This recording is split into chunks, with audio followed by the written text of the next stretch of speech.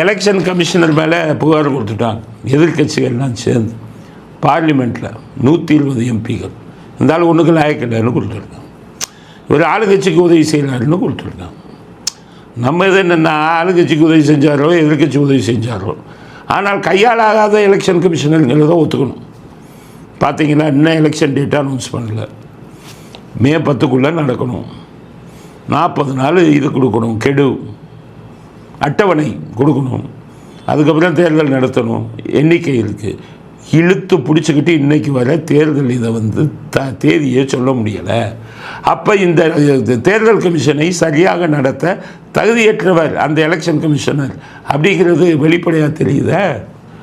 அது மட்டுமா சாரில் 97 லட்சத்தை முதல்ல இது பண்ணாங்க.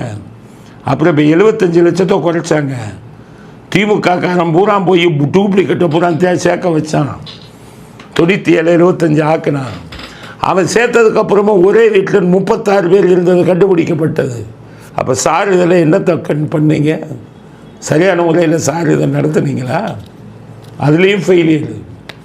முக்கியமான திமுக சார்புடைய அதிகாரிகளை இன்னும் மாற்றாமல் வைத்திருக்கிறார்கள். நம்ம தமிழ்நாட்டு அரசியல் தலைவன் தான் யோசிக்கிறதுக்கே சக்தி இல்லாதவன். சொல்லிக்கிட்டே இருக்கேன், காவல்துறையில் திமுக ஆதரவு அதிகாரிகள் முக்கியமாக இருக்காங்க, மாற்றுறதுக்கு குரல் கொடுங்கிறோம். குரல் கொடுக்க ஒருத்தருக்கு இது கிடையாது, முதுகெலும்பு கிடையாது. வச்சுக்கிட்டு கடைசி எலெக்ஷன் டைமில் அந்த காவல்துறை அதிகாரி எல்லாம் திமுகவுக்கு ஆதரவாக பண்ணுவான். அப்புறம் பின்னாடி வந்துட்டு புலம்பிக்கிட்டு இருக்க போகிறீங்க. சரி, உங்களுக்கு தான் ஒன்றும் இல்லைப்பா. நான் எலெக்ஷன் கமிஷன் வரைக்கும் என்ன ஆச்சு?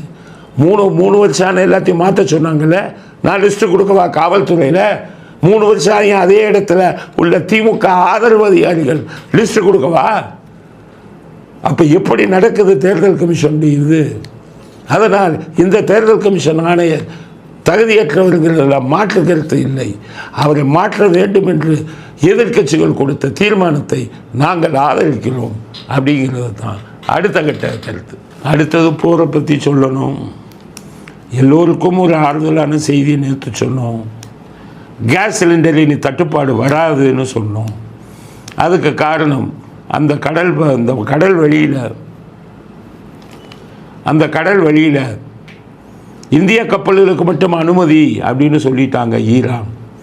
இனி அதிகமாக வரும், அதனால் எரிவாயு பிரச்சனை இருக்காது அப்படின்னு சொன்னோம்.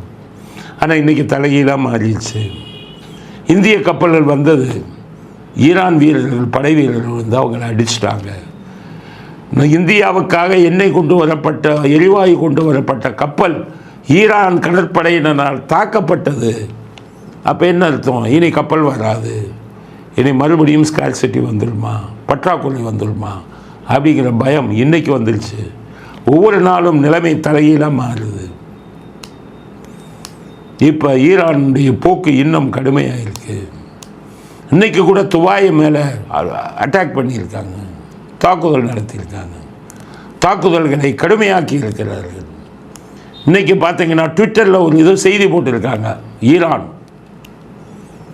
கோமேனி அவங்களுடைய தலைவர் 86 வயசான கோமேனி இரும்பு மனிதர் 36 வருஷமாக நாட்டை ஆண்டுக்கிட்டு இருக்காருன்னு சொல்கிறாங்க.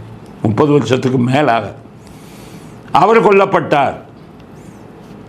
ட்விட்டரில் என்ன போட்டிருக்காங்க தெரியுமா? உயிரோடு இருந்த கோமேனியை விட இறந்து போன கோமேனி மிகவும் மோசமானவர், தன்னை அழித்தவர்களை விடமாட்டார் அப்படின்னு போட்டிருக்காங்க. அப்போ என்ன அர்த்தம்? போரை நிறுத்த மாட்டோம், போர் மறுபடியும் தொடரும் அப்படிங்கிற நிலைமை இன்னும் தொடர்ந்து கொண்டிருக்கிறது இன்றைக்கி லெவலில். ஆனால் அதே சமயத்தில் ட்ரம்ப் போட்டிருக்காரு, இன்னும் சில நாட்களில் ஈரான் சரண்டர் ஆயிடும்னு போட்டிருக்காரு. இப்போ எதை நம்புறது? ஆனால் ட்ரம்ப் சொன்னார்னா ஏதாச்சும் விஷயம் இருக்கும். அதனால் போர் இன்னும் தீவிரமானதாக தெரிந்தாலும் ட்ரம்ப் சொன்னபடி இன்னும் சில நாட்களில் போர் நின்றுவிட்டால் உலகத்துக்கும் நல்லது, நமது நாட்டுக்கும் நல்லது. இல்லாவிட்டால் பெட்ரோல், டீசல் இதனுடைய விலைகள் மிகவும் அதிகமாக உயர வாய்ப்பு இருக்குது. இந்திய பொருளாதாரமும் உலக பொருளாதாரமும் பாதிக்கப்படுவதற்கு வாய்ப்பு இருக்கிறது. அதனால் இன்றைக்கி போரில் மிகப்பெரிய மாற்றம் வந்திருக்கு. ஒரு பக்கம் தாக்குதல் அதிகமாக இருக்குது, இன்னொரு பக்கம் அமெரிக்கா இல்லை இன்னும் சில நாட்களில் ஈரான்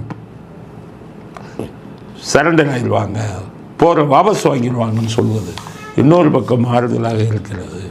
அப்படிங்கிறது இன்றைக்கும் போர் நிலவரத்தை பற்றி நம்முடைய கருத்தாக பதிவு செய்ய விரும்புகிறோம்.